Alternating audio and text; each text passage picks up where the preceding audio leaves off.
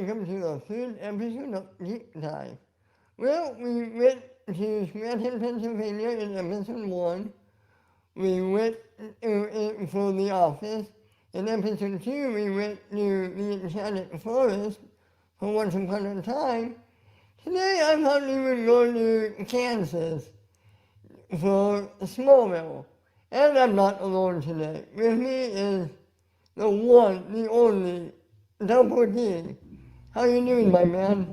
Man, I'm doing great. I mean, I'm happy to be here. I'm happy to be on another show on the channel. So it's great to be here. Well, you, it sounds like you're almost a bigger fan of Smallville as I am, so it works out.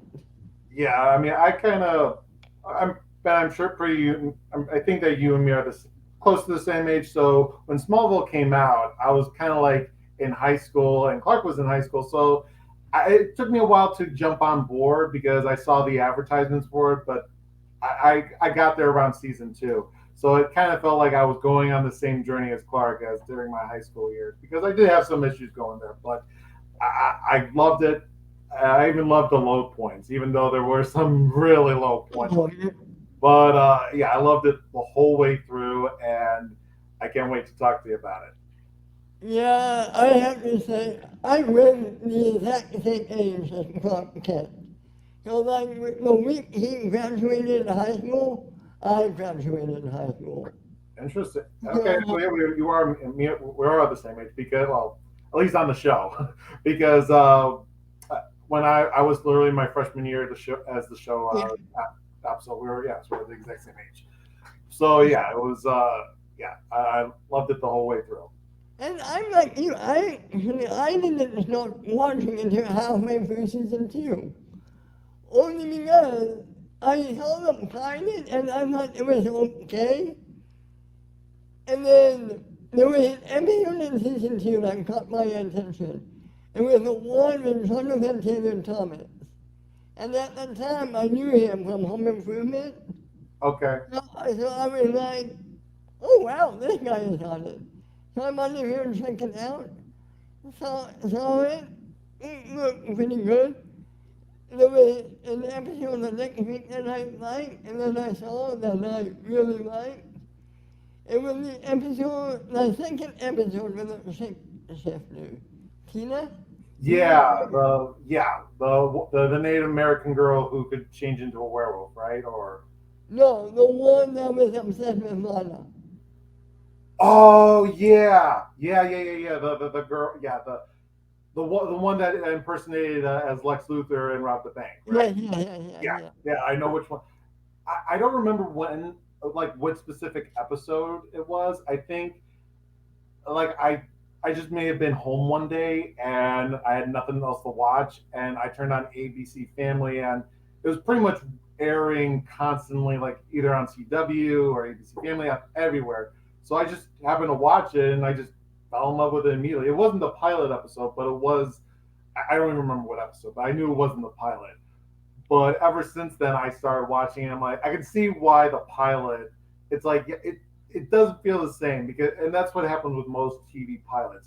They shoot it just to get the executives to approve it, and then the rest of the series is a bit different. It's similar, but not the exact same. So I'm fortunate enough that I didn't have that same because I didn't watch the pilot at all because I Yeah. was pretty busy focused on high school. But once I started watching the other episodes, and what I really loved was Michael Rosenbaum. His Lex Luthor to me is the perfect Lex Luthor. It's not as kooky as Gene Hackman's Lex Luthor or from, but it reminded me similar to the Justice League and Unlimited Lex Luthor, right? It's the businessman, very grueling, very strategic, but it's before that. It's like the precursor, and that's what really drove me home to this.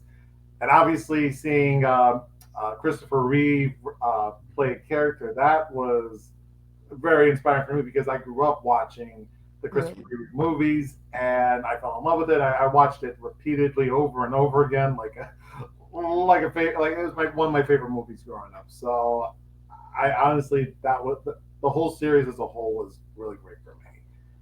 I know. Well, before we get into it, let me ask you, do you have a favorite episode? Oh God, right off the top, the one it's not one particular episode, but the one set of episodes has got to be like when Clark is on Red Kryptonite, just to see Okay. him go, just to let loose. I wouldn't say be evil, but just basically not care, just basically all the inhibitions away, because he at the same, even when he's under Red Kryptonite, it's his feelings manifesting himself. He's not being boggled down with all those emotions. He just lets it loose, just not a care in the world. Because even when he first is under Red Kryptonite, he does something, and what was it? He was about to attack his dad, or he attacked Pete, and it just kind of like, whoa, what did I do?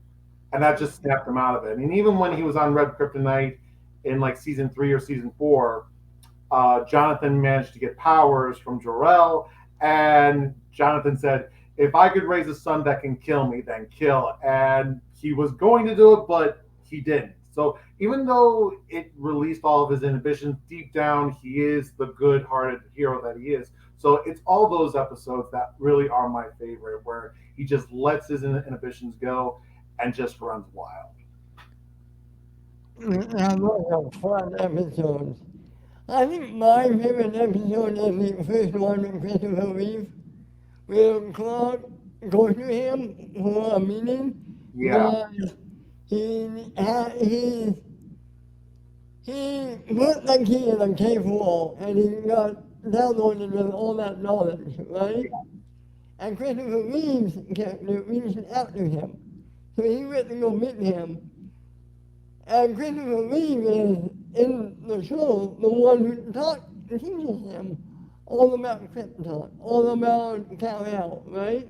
yeah. And he did it, it was so cool watching Christopher Reeve passing the torch to Tom Welling. I think that is one of the best episodes, and this is season 2, and it's one of my favorite episodes.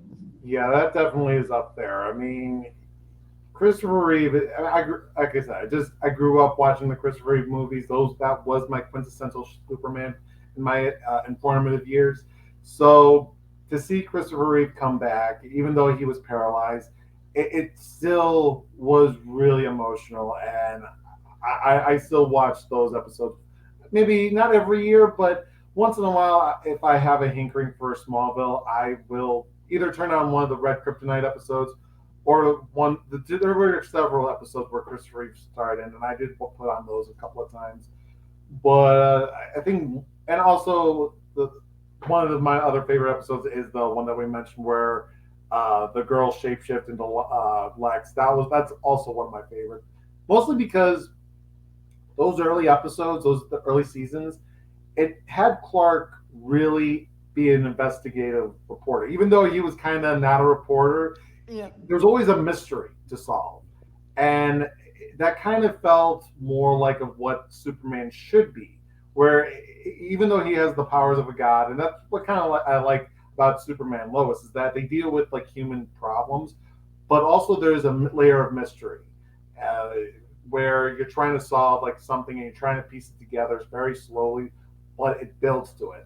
And that's why, and like with Superman and Lois, there's usually like what is like what first season, what is Morgan Edge up to? Why is he in Smallville? Why is he doing all this? And it slowly puts the pieces together. And I feel like while I do think Superman and Lois is a great show, I feel like if you're gonna do a movie version of Superman, you gotta have that element in there where he's investigating something, not just the heroics, but also like the problem solving. Because I think that's what most fans, at least for me as a fan, would be more interested in. so you wanted him on the Clark Kent rather than the Superman Yeah, person. because I mean, I think we've gotten a lot. With Man of Steel, we did see a lot of Superman, where it's super. Even though it was for one day and he did wreck shop, but we do see this heroics. But I feel like we do need that. element of Clark Kent somehow balanced in there because it's about a human being, about a being who has God abilities, has to deal with human problems that his powers can't solve. So I feel like that's one element I feel like the movies just don't highlight well. And I think something like television could actually do that because it's a longer format. You know, you mentioned Michael Rosenbaum as Lex Luthor, and I agree. He is hands down the best Lex Luthor. One of my favorite aspects of Smallville is seeing the evolution and the evolution of Clark and Lex's relationship. Yeah. How they went from really strangers to almost like brothers, and then eventually to arch enemies. I thought it was so well done. Was it worse at all? What did you think about that?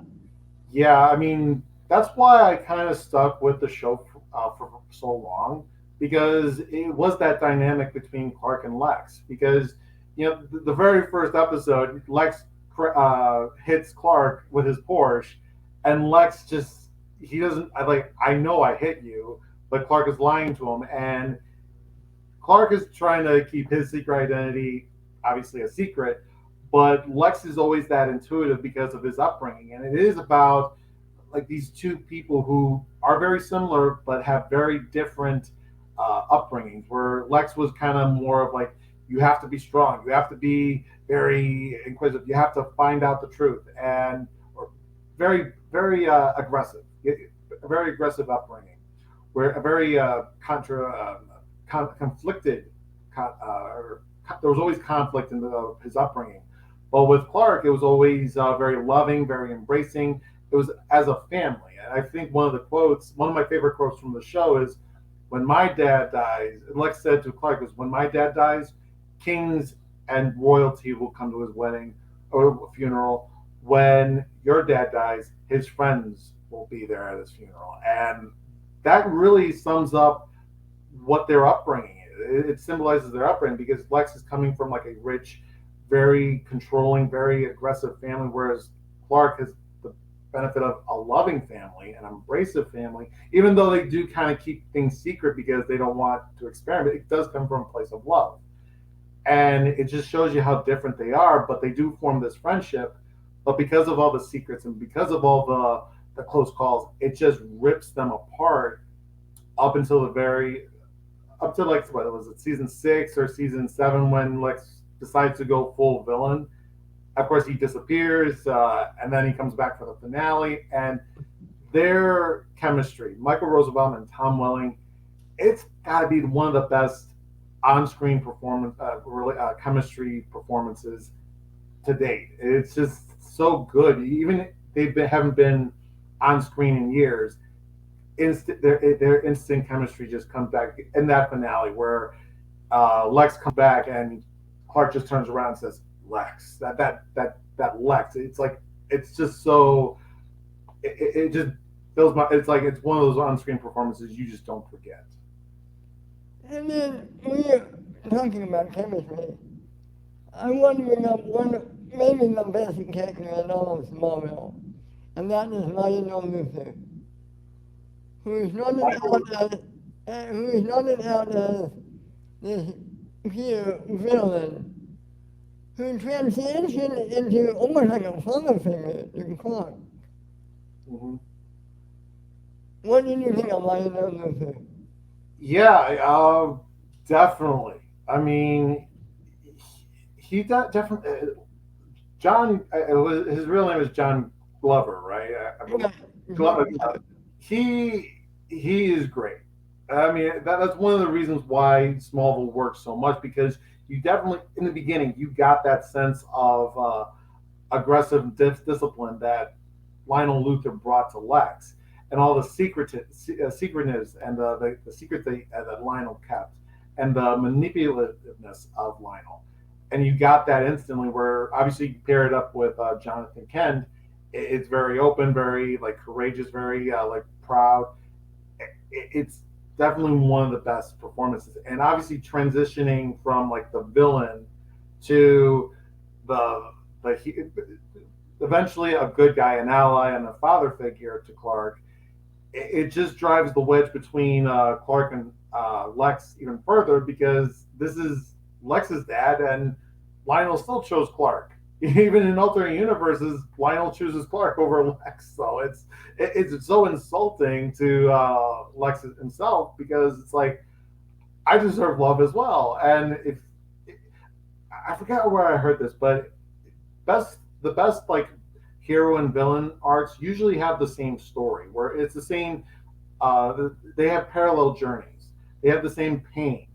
And the difference between a hero and a villain is what do they do with their pain? Where a hero would take on that pain and protect people. Say, I don't want people to be hurt by that pain. Whereas villains say, I got pain, I got hurt, so now I'm going to hurt you. And it just feels that that's what their relationship ended up to. And honestly, it was just it's like a slow descent into madness, but you enjoy the ride all the way through. And again, to kind of bring it home to Lionel, it's just it was just a nice catalyst for Lex's final downfall and eventually Clark's rise to heroism.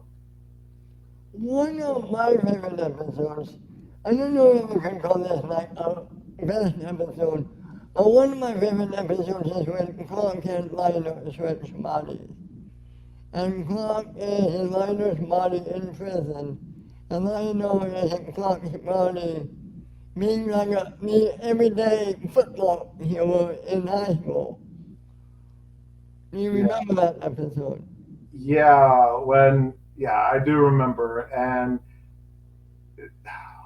I mean, I'm trying to. I do remember it, but it's like it was so. I think one of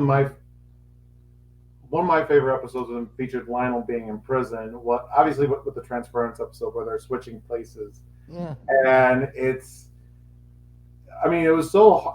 What really broke my heart was when Martha came to prison and Clark is there and he's trying to convince Martha to believe like, no, I'm Clark, I'm Clark. It was so hard. The story that Clark told was so heart wrenching and so tear jerking. I was almost heartbroken at that. And obviously, Martha does come back to reveal, like, yeah, this is Clark. That was like one of the most memorable episodes for me, featuring Lionel and that. But also, it just shows you that like Clark did kind of change Lionel a bit because even when Lionel was in Clark's body, he was still manipulative. He was still scheming. He was trying to get money from Lex from his own private account, but Lex had gotten that, and Lionel just busts in Clark's no, Lex's office. It's like you stole that money, you stole that, and it's like, oh, this is bad. But yeah, I mean, there are a lot of great episodes in this series, especially between. I would say the high school years were definitely the best episodes out of the whole series as a whole. Yeah, I like season 4 through 7, I would say, is my favorite. Seven, uh, yeah, yeah. I think that's when the writer's strike actually Yeah, happened because around that time because I don't know exactly. I think it was it's either season 7 or season 8. Whenever Sam Witwer was in there as Doomsday, that was when the writer's strike happened. That's when it started going downhill. yeah, I thought the writer's strike happened before that. I thought the writer's strike happened in season 7 when, when Brainiac took over. No, when, when the Thor showed up. It was, uh, I'm drawing a blank on that, but oh And Thor was there teaching Clark how to fly. oh when yeah. Uh, no, I think when Kara came back, that came in. That wasn't so bad, but I think when to me, at least for me, when Doomsday appeared, that's when it was getting rocky. It was like really on right. It could be that's when the writer strike happened, but I think I think that may have been season 6, if I'm not correct. Okay. Because, but anyway, because I know Clark was out in college at that time, or at least out of high school, Right. and Kara was in high school or pretending she was going to be in high school. Because I remember I remember Kara posing for Miss Corn Harvest or something or whatever the beauty contest in Kansas. So that to me wasn't so bad, but I think right after I think it's when Doomsday we started to actually see the repercussions of that of the writer's strike.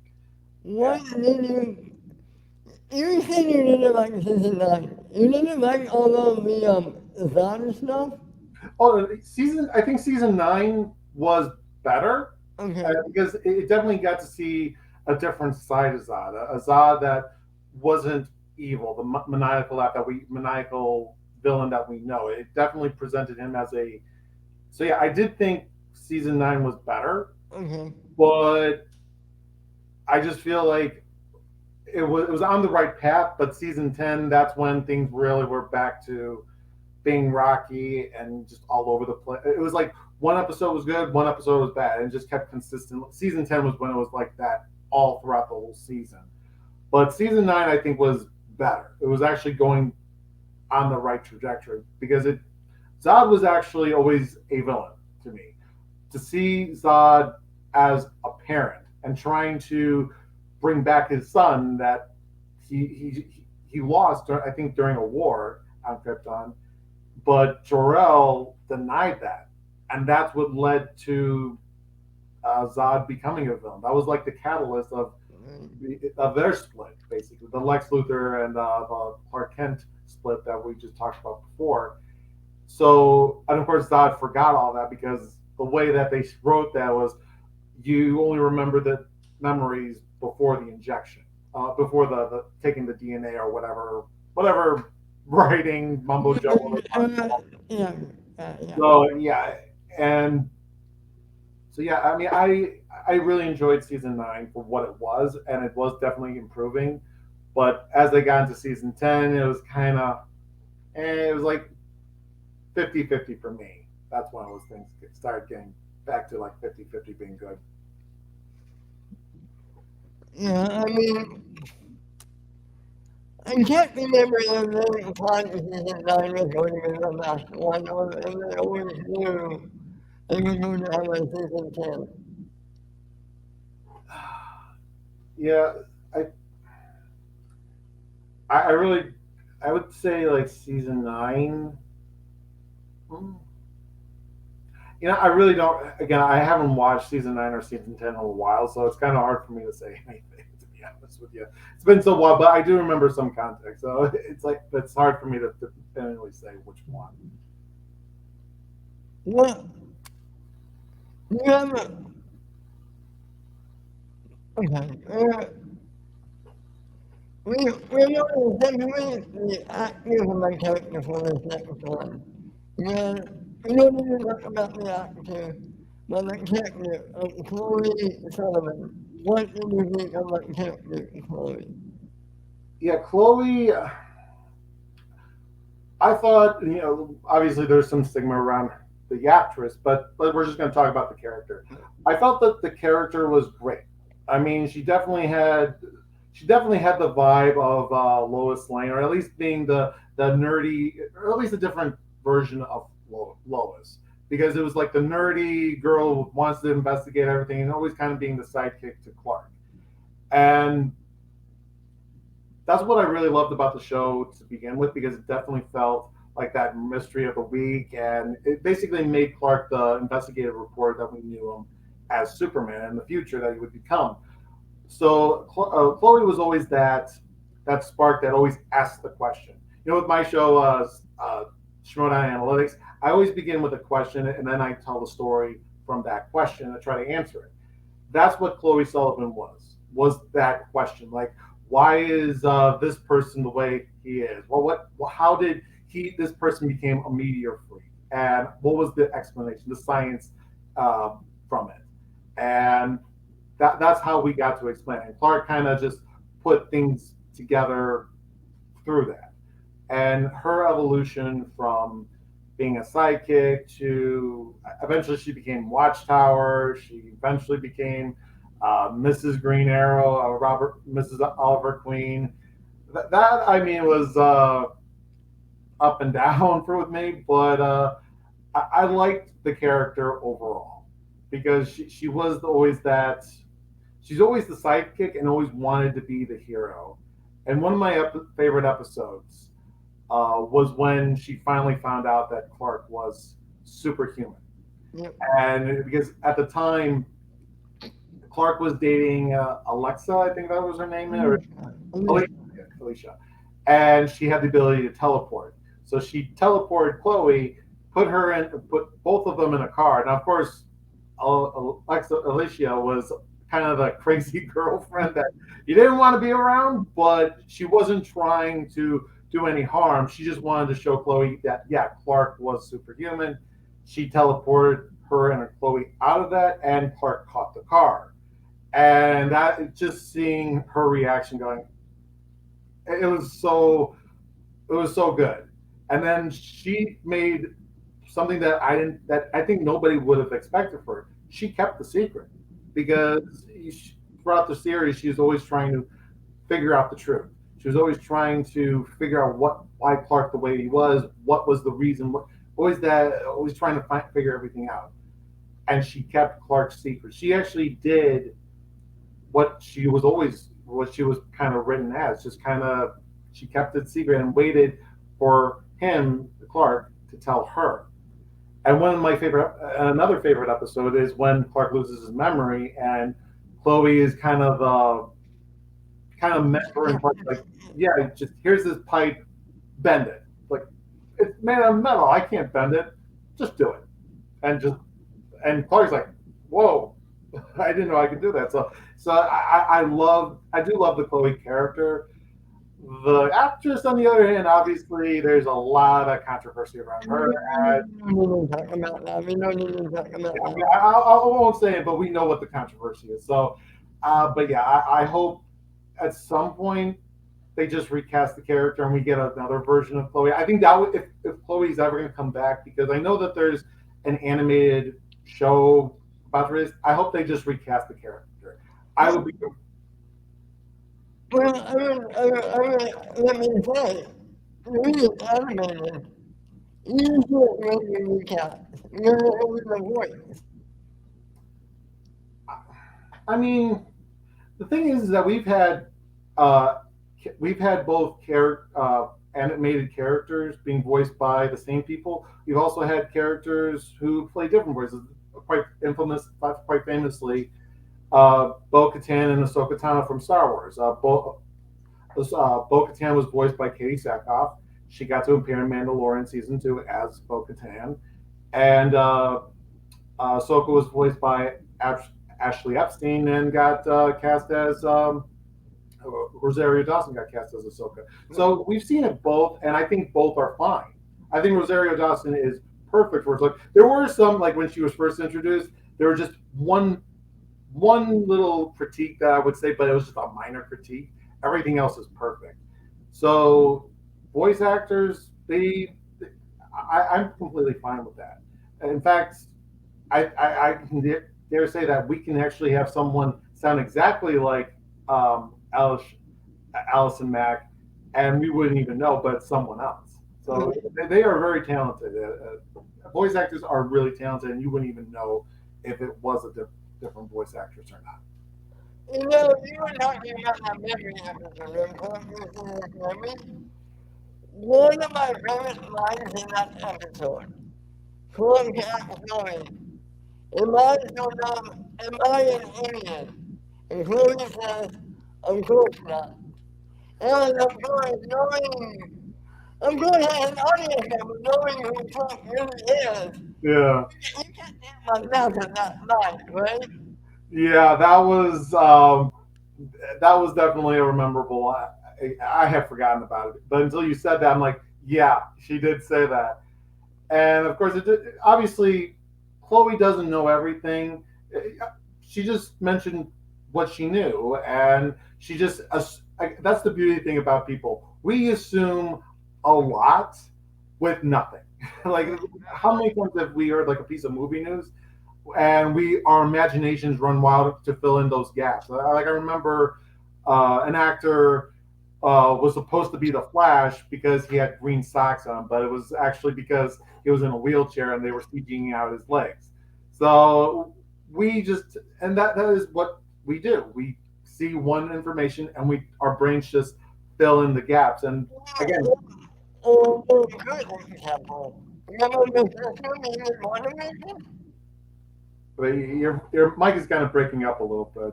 I remember the first one in WandaVision. What? Wait, water fishing? WandaVision. I mean, Oh, WandaVision. Yes. Sorry, that mic is a little. Sorry, your mic is a little crazy right now. But WandaVision, yeah, that's exactly like WandaVision, exactly, because obviously you have all the different. You can't possibly know everything, but your brain just kind of fills in those gaps every time. So, what do you think of the use of Jimmy Olsen in the Philippines? okay. Yeah. Okay. So which version? Because there's two versions. The first Jimmy Olsen that we got first introduced to, I liked. I thought he was a great because he started out as the fling for Chloe Sullivan, but then he got killed off, and it's like, okay, why did you kill off Jimmy? And it turns out, oh, that wasn't the real Jimmy. That was his older brother James Olsen, and his little brother ended up becoming Jimmy Olsen. But the thing is, in the finale, the little brother becomes is obviously older because it flashes forward like 5 years or 10 years into the future, and it becomes Sean Astin again. Sean Astin played the first Jimmy Olsen, and now in the season finale or series finale, once again he's reprising his role, but as his younger brother. It's like, but I was a little annoyed with that storyline because it's like, just I like the actor who played Jimmy Olsen the first time around, but then you kill him off, and it's like just to bring him back again. In my opinion, they ran into the same problem with Jimmy that they ran into with Pete. They knew they ran out of things for him to do. Remember when Pete was in remember when Pete was like real fast and furious race car driving? Yeah, yeah, the race car driving. Yeah, um, I mean, They ran out of material. They didn't know what to do with the characters, right? yeah, I mean, I could definitely see that. I mean, reflecting back on it, but I mean, I always felt like it was always Clark's show, and it was always about the relationship. Obviously, keeping a secret, so it definitely felt like it was handled a little bit like all over the place. Like, first he started off as like the third wheel to Clark's relationship, and then it felt like he was there once he found out his secret. It was like, oh, I'm gonna do whatever I want, and so it was a bit all over the place. But there was always like one episode where he would always do that. Like, in one episode he was drag racing, then another episode. So yeah, you didn't feel like he was consistent overall, but I think the character was fine and the actor was fine. But I was mostly mainly focused on Clark, Lex, and the mystery of the week and the villain of the week. Now, those were the core elements that I tuned in for. I really did. It's not that we did anything wrong. It's just that I was more interested in all those other things. Well, yes, I mean, then we got one Clark's love interest, and one of them I've always played. What do you think of them? Well, yeah, the blur I never I understood why, because obviously when Clark would use his super speed, it would always be a blur in the cameras. But I think that's just kind of like probably like how the evolution of like how things get named, like the Zodiac Killer, or something like, along those lines. Like reporters would just give an alias to something just to call them something because they Right. you can't just say mysterious thing that we don't know what it is. They have to say have to have some kind of subject so people can read.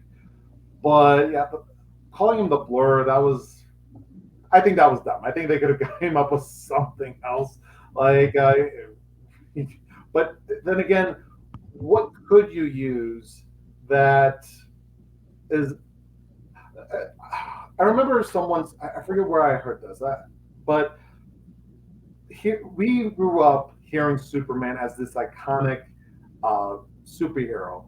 But if someone were to just, if we didn't have Superman, if we didn't grow up with Superman, Superman would be as stupid as the Blur, because it's Superman, Batman, the Flash. It's like those are kind of stupid names, but we've been kind of grew up with these names, and we just have this iconic vision to him. Like Superman is the biggest, the strongest. He has this godlike ability, and we just are brought up to just believe that. If we were just introduced, if the superhero was introduced now, I mean, it's kind of dumb to be honest with you, but I mean, we were brought up as that with that character. So the Blur is just kind of like, yeah, it's a dumb superhero, but I would say Superman is also. If we were just got again, I'm repeating myself. I usually do, but if we were brought up with that character now, Superman would be just as dumb as the Blur, but we would been brought up with it.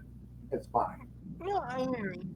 What did you think of Erica Durant as Lois Lane? Well, I grew up with it. Well, obviously, this came up when I was a teenager, so I thought she was incredibly hot. So that was always a plus. But I feel I always, again, I haven't been a big fan of I didn't read any of the comic books. I mean, in fact, the only comic book that I own is this. This is the only comic book I've ever read. And it's the collection of the Joker series where he loses his face and surgically puts it back on there. It's nuts. But and haven't even read it yet. That's how much. It's an old comic book, and I haven't even read it yet. So I did know that Lois was brought up as a general's daughter, and I felt like that's what Eric Durant did. She was like the very direct, straightforward. It tells her what your thoughts are, and I like that because it was never going to be the Lois Lane from those Christopher Reeve movies, but it definitely felt akin to it. It was still direct. It was still like assertive. Assertive, I think, is the best word, not aggressive, and dominant, and just like no nonsense. Like I definitely loved like when she's at the Kent house sleeping for the night, and Clark is in the shower, and she just comes right in. It's like, yeah, he's like, Lois, I'm in the shower. He's like, yeah, but you got the curtain, and I'm not seeing Clark Jr. or anything. Oh wait, I have seen Clark Jr. because I found you in a cornfield, so it's nothing I haven't seen. So I feel like if a guy said that, it would be very sexist and it would not fly in today's political area. But obviously, men don't get that same treatment because it's like how can, of course, Eric Durant is hot, so it's like let it slide. So and I definitely like that. I definitely like the character of what Eric Durant brought to that character, because especially that evolution of her having a fling with almost every single superhero. It was kind of like a running joke at that point because it's like, oh, first she fell in love with Aquaman, then she fell in love with Oliver Queen, and it's like it was a joke to me. But overall, I did like the character. What did you? I mean, having seen Erica's after this, what did you think of Smallville Green Devil? Oliver Queen. Uh, yeah, I didn't. I didn't. I thought that the costumes were a bit of a joke. Like it was like really jokey. It wasn't. I didn't take it seriously, and I felt that the actor who played. I mean, obviously, great actor, but I just felt like he was.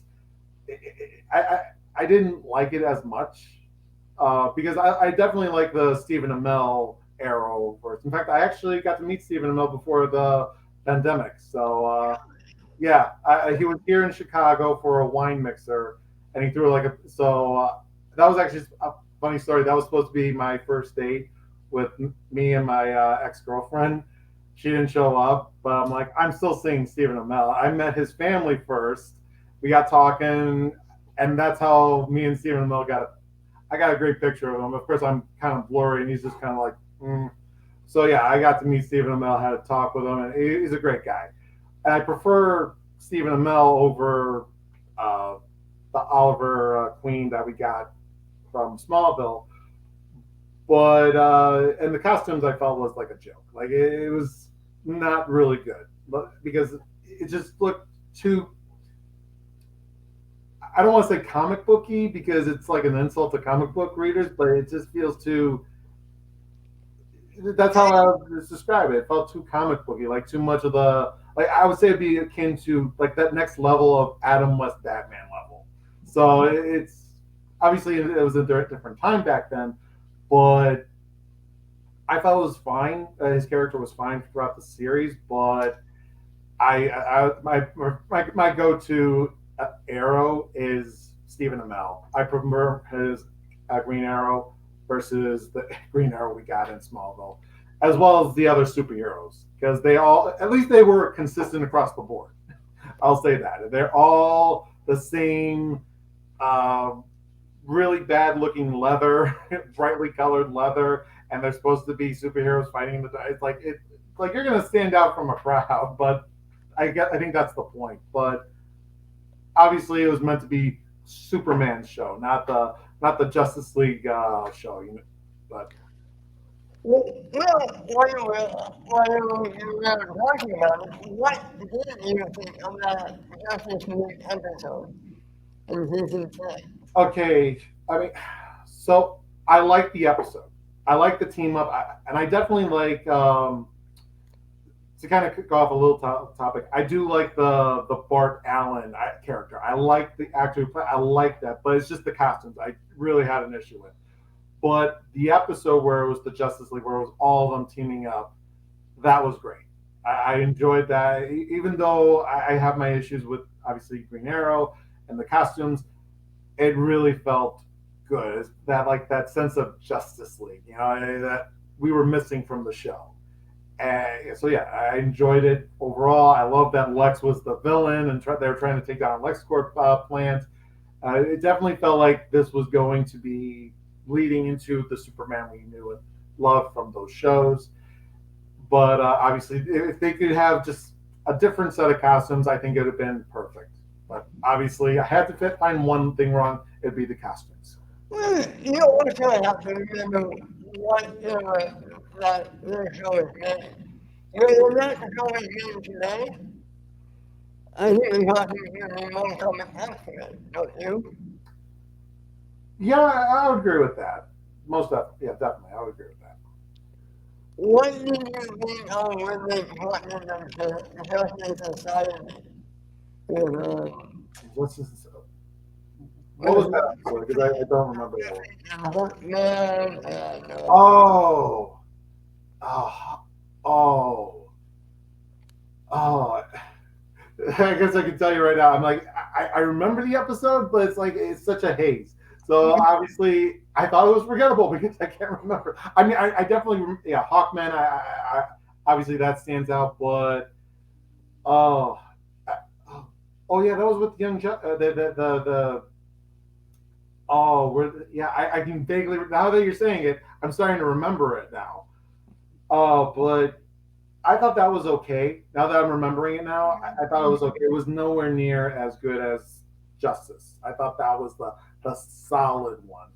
But Justice was like obviously if I can't remember it, then it wasn't that memorable, especially with Smallville. So I felt like that. Yeah, that was the lesser of the two episodes that was like Justice League. But yeah, okay, let me ask you this. When Nick disappeared, he put in a new character.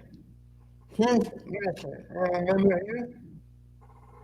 Okay, your mic was kind of cutting out there. What?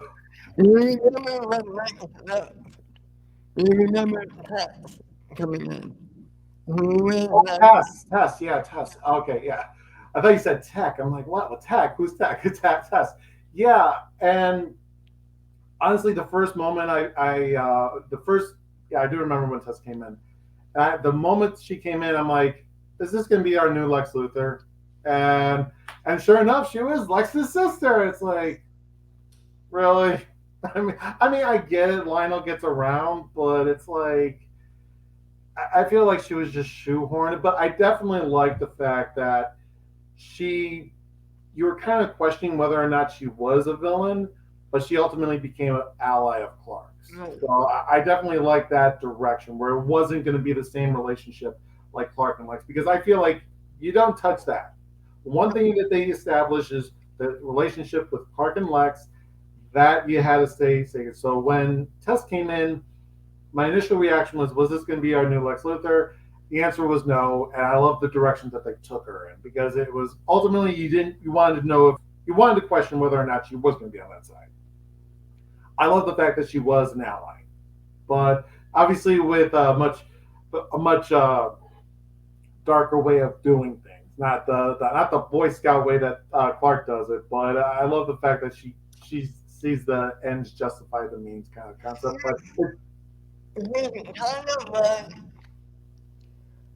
if according to Superman, she's kind of like Batman. And I mean by that, she's not afraid to do what needs to be done to yeah, get the job done. I was exactly gonna say that, but I'm like, no, let's stick with Tess, because obviously they did hinted at uh, Clark might meet Batman and Wonder Woman down the line, and I know they met up. A version of Batman and Wonder Woman met up in the comics, because they did have a comic book line. But it's like, oh, geez, it's like they're really shoehorn things in just to say, oh, look, we mentioned this. It's like, just leave it. Leave it. I think it was Chloe that mentioned that. Correct me if I'm wrong, but I think Chloe mentioned. It was one of her final episodes of season Yeah, 10. now that I'm remembering it. Oh boy. I love the character when that actor is nuts. And that's all I will say. Um, well, if he's not the right down here, let me ask you this. If news came out tomorrow and there was really good in Smallville, are you excited? Um, I Probably not, because I have such fond memories of that show to begin with. But I'm open enough to say I want to see a trailer first. I want to see what they're going to be doing, who is going to be playing Clark, who's going to be playing Jonathan, Martha, Lex. Is it going to be the exact same thing? Because I don't want to see the exact same thing. I want to see something different. Uh, but I want to see, what are they going to do? What aren't they going to do? Is it going to be delving into the more superhero version of it, or is it going to be more of like what they did in Well, obviously, it would be more of what they did in Smallville, where he's discovering his powers. That I just feel like I probably would say no, because we did that already, and so yeah, that's why I think Superman Lois is a much better premise, because yeah, it's similar, but it's Superman teaching his sons how to deal with the powers, how to deal with, and that's a much more interesting idea, because it's Superman being a father figure, but it's still that same Smallville element to it. Well, let me say this, as we put that down. You know, the great thing about the Superman on TV right now, Mm, you have three different eras of TV shows you can watch at any given time right now. mm, You have, before he became Superman, that's Smallville. You have the traditional Superman days. I don't know how you feel about this, but I feel like it. We have Louis and Clark, you can have Terry Hatcher. And we have the future Superman, with Superman and Lois. So like, we have three different time eras you watch and think about it any given time. And I find it's a great time to be a Superman fan. What do you think about that? Yeah, absolutely. I mean, uh, I per- honestly, this is a great time because when I started watching yeah, Superman and Lois as soon as it came out because it definitely felt like an interesting idea. But as it started to progress, I'm like, they cracked the code because the reason why the Brendan Ralph movie didn't work because it felt too much like the Christopher Reeve movie. It didn't feel like there was enough Superman heroics. Superman just lifted a lot of stuff and didn't do, and he was spying on Lois. It's like it's kind of. I liked it, but I could see why people didn't like it a lot. And with obviously Man of Steel, people were divisive about it. I loved it unabashedly. I loved it, but I can see why like people were very complaining. Like Superman doesn't snap necks. I'm like, yeah, but he did kill three Kryptonians in Superman too. So yeah, he does kill, but it's not highlighted. This is what I have to say about that. That's nothing new. What will Superman supposed to do with that? What is he supposed to do with him? Yeah, I'm in prison, can't put the thought in, the thought brings it out, yeah, right? yeah, And what is he supposed to do? yeah. He thought was going to kill those people with his heat, but it's like it's either you kill me or I kill everyone else. And Superman was stuck in a dilemma. In the moment, he had no other choice. He had to snap his neck, and I think just people weren't expecting that loud, all of that. I don't the visual of seeing Clark snap a neck. I don't think people were ready expecting that. I think if obviously I enjoyed it, I thought it was great.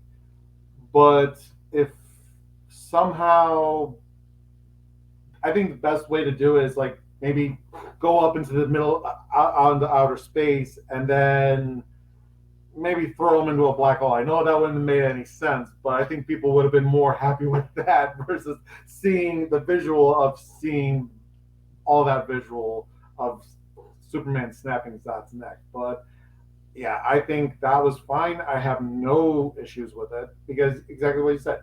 What was he supposed to do? He let those people die? No, he's going to protect the world because he's going to protect the Earth because that's his home. Yes, he may have came from Krypton, but he was raised on Earth. That is his home. That's what he's supposed to do: is protect the people of Earth. That's the message that he's supposed to embody. Absolutely. It's a great movie. I love it too. So that will do it for Smallville for today. As we head out, where can everyone find you? You can find me on Northern Entertainment Channel talking about Schmodown Analytics.